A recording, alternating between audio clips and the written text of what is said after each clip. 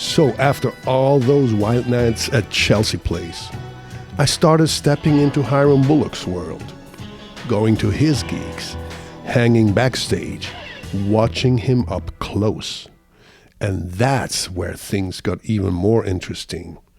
And it all started on that tiny horseshoe stage when he walked in the door. During those times, hanging out with Hiram Bullock, I would invite him to come to some of my gigs, and he actually did. He would show up. I was playing with Dennis Davis somewhere, and he would come and I would let him use my Strat again, and he would play his ass off. One night I would like to describe. There was this little joint on 3rd Avenue between St. Mark's and 9th Street. I believe it's a McDonald's now. But back then, it was called the Anarchy Cafe. It was owned by Italian people, and they had Monday night Afro jams, they called it, I think.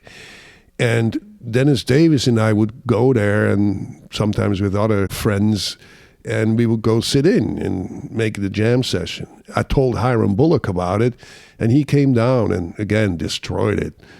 I mean, played his ass off. And that same night, there was this African dude came up after we played, and then something happened that at the time I didn't fully understand.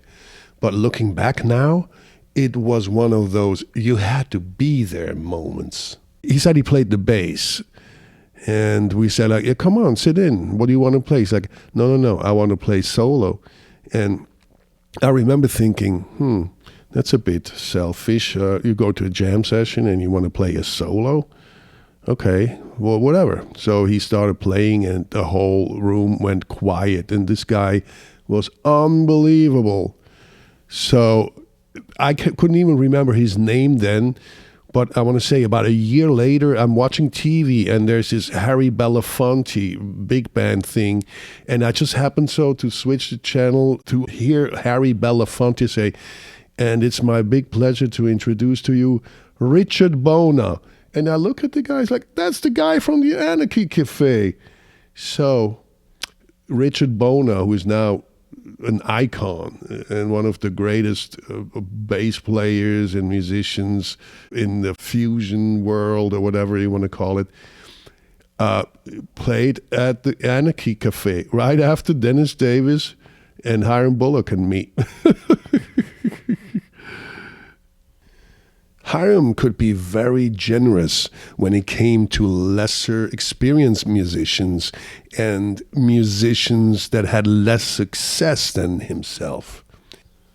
One night at Chelsea Place, I was hanging out with Hiram Bullock, and I made a dismissive comment about a keyboard player that wasn't very good that also performed at Chelsea Place. I told Hiram, you know, this guy, he can't even play. And Hiram said, oh, he can play a little bit. And I learned something in that moment. It's like, you don't have to put lesser musicians down just because you think you play better than them. And just like Hiram complimented me the first time he heard me, just lift people up. Don't beat them down. Keep it in perspective. Hiram heard something in that guy, as limited as his keyboard skills were. But in hindsight, I feel really bad I even said that. But too late to take it back.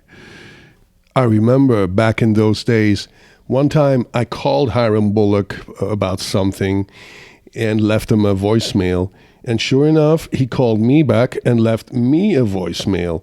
Now, back in the pre-cell phone days, you had to have an answering machine, you know, that were holding these little micro tapes, you know, like cassettes, like they were tiny.